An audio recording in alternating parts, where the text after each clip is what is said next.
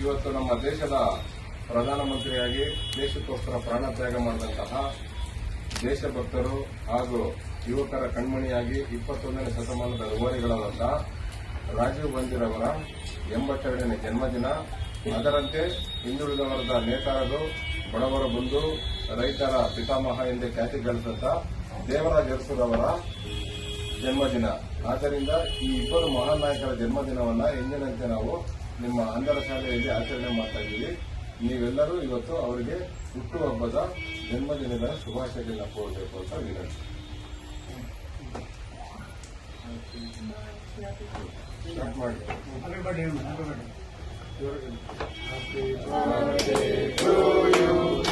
Happy birthday to you. Happy birthday, happy birthday, happy birthday to you. Many greetings to you. Many greetings to you.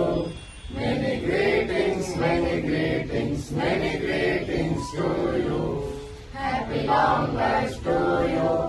Happy long life to you.